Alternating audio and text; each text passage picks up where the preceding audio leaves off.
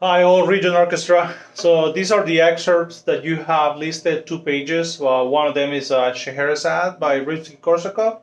The other one is the Hebrew song. And lastly, you have the Bach, which is a march. So I'm just going to talk about all of them in one video, and I hope you take advantage of this. So the Scheherazade is a very famous piece. This is the melody. And I will say that one of the trickiest things would be to have a smooth string crossing. And don't play too harsh, play kind of soft, and just think that this is a real song so you can put lyrics to it. So it goes like this. Think in three, 1, 2, 3, 4, 5, 6. So here we go, and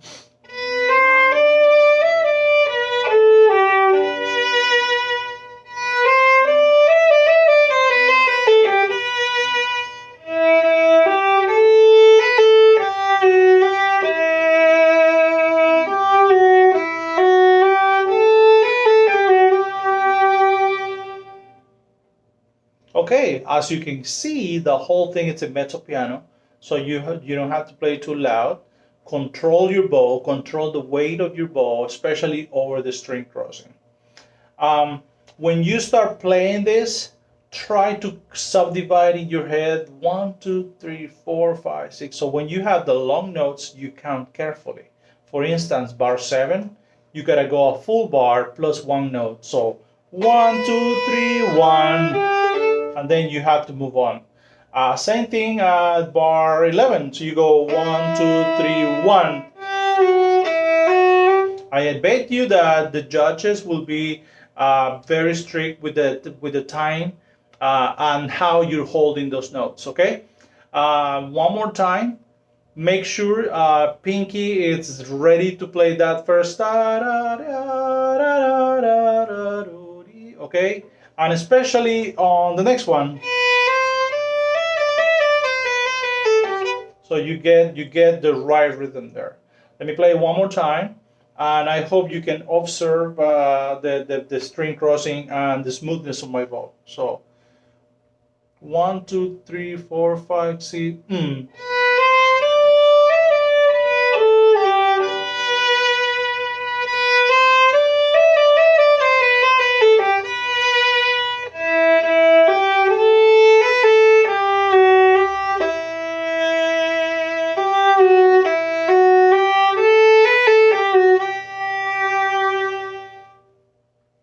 Okay, let me move into the Hebrew song now.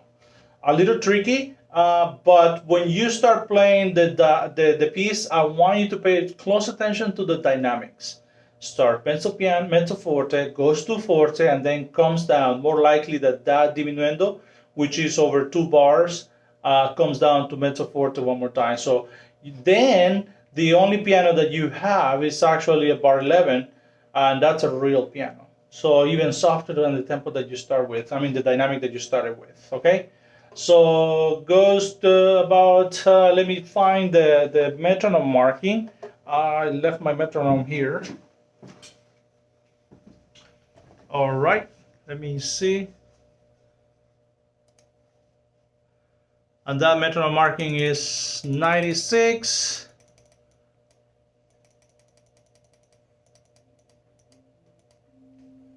Here we go. Kind of like that. Here we go.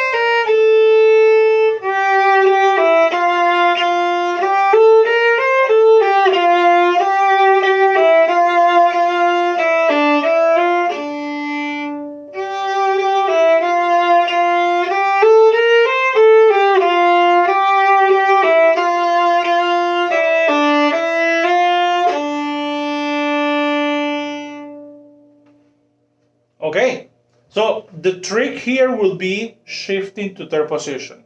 And this is a great exercise for that. And not only that, but once you're in third position, then extend your fourth finger, which is a harmonic usually.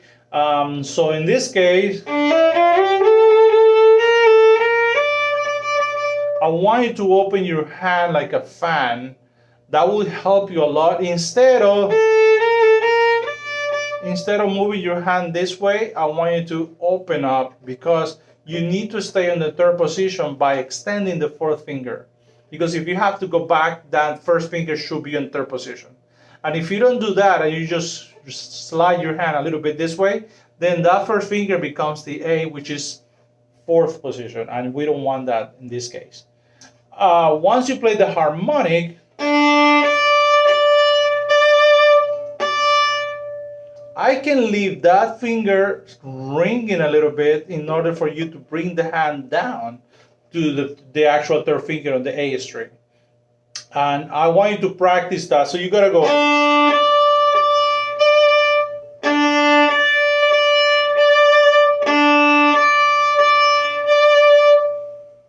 So harmonic, real note, and make sure you do the difference, because the second time you play that, it's a piano. So you go.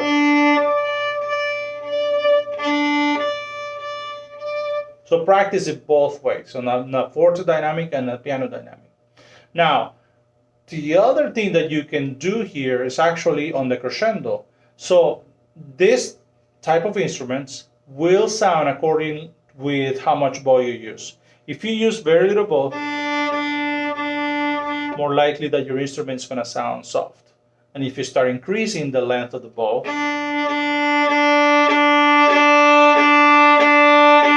and you keep the same quality of tone, the sound is going to increase, so you're going to get forte. So my trick here, and I'm going to give you this right now, is you start smaller and then you start expanding that stroke. For instance,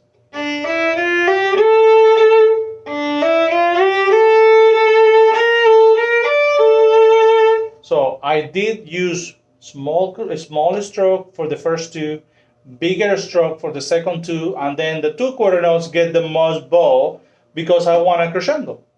So that's how you do it. On the contrary, when you start diminuendo, then you have to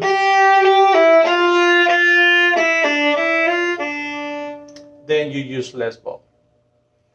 I think that's a great trick. Visually works, may even better if you can make it work with the auditive, so with the volume. Okay.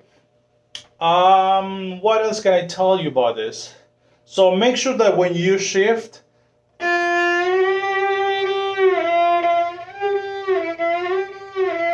you have to slide your hand a little bit. At the beginning, probably you're gonna be listening to that little gliss, but then the more you practice, the less gliss you're gonna hear. And I know usually we try to avoid shiftings within slur notes, but in this case it is required in the music, so you have to do it at this moment.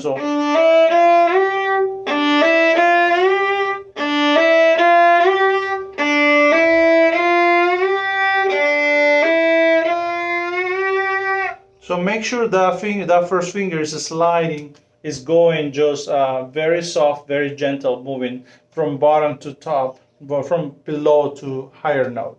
Let me play it one more time here. So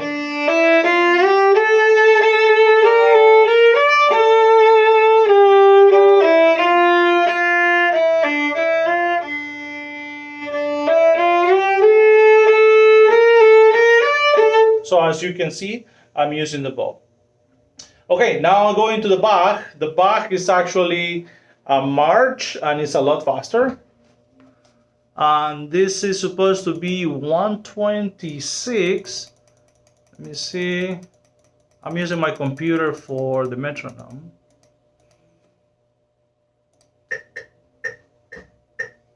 Bum bum ba ba ba bum ba ba ba ba ba ba ba ba ba bum ba.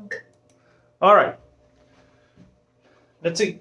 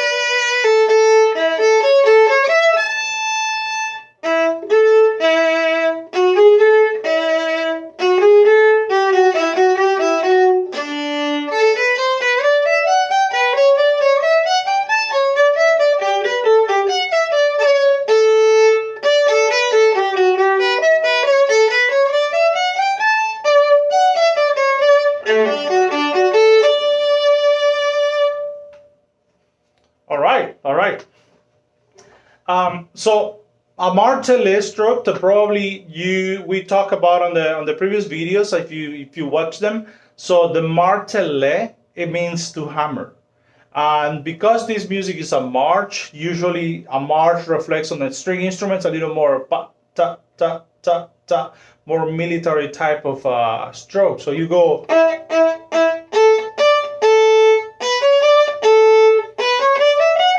a little more cutting edge type of a stroke when you play this. So I guess my advice for you is spend some time in the third position and just play it and play it and play it and play it and make your own exercises. For instance, bar 3 of the piece.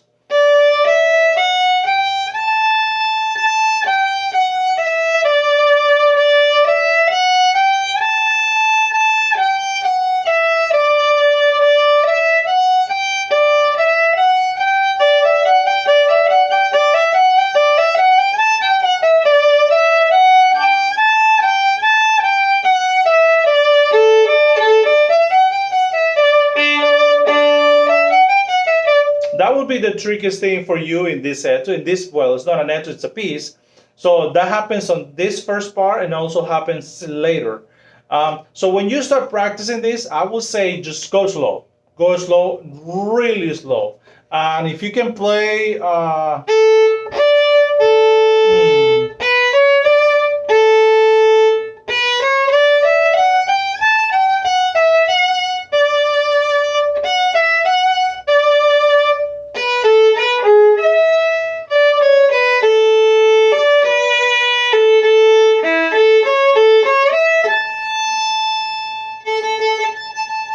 Harmonic, okay? Don't put the finger down. When you see a little zero on top of that note of an A or a D, it's a harmonic.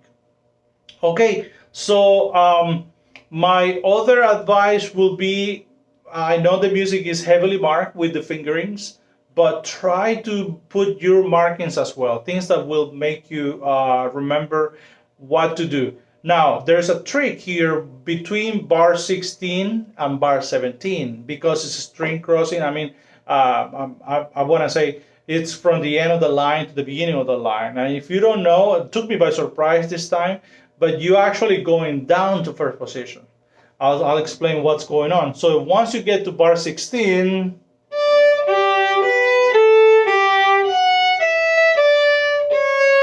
you're going down to first position. Because it's at the beginning of the line, you're going from the last bar to the beginning of the line, then you have to keep looking ahead. So make sure you get that. And this is just a variation of that. Little sequence is really nice here. So once you start doing that, the bar 10, 11, 12, 13, pick up to 14.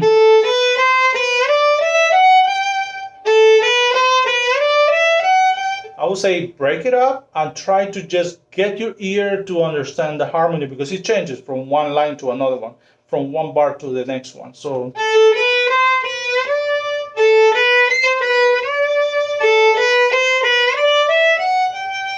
down to first.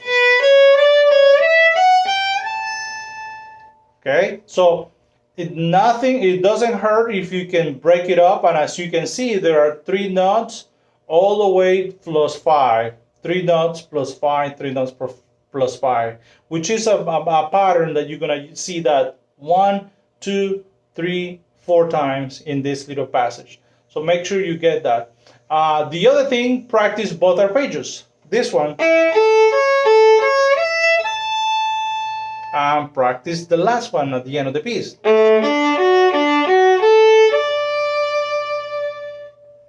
A major and D major. Okay? I hope this helped you, and I'm sorry this is a long video, but it's better if you just have it and you can just forward it, go back and forth between the etudes. So good luck with the auditions and your practice. And remember, always go slower, then a little faster, then real tempo. That's always going to be more beneficial to you as a player, and you start walking, then you jog, then you run. That's my motto. So I always start, whenever I'm working on something new, I always start slower and then I start moving the tempo ahead. So Good luck. Thank you for the opportunity, and congratulations on being part of this. Bye.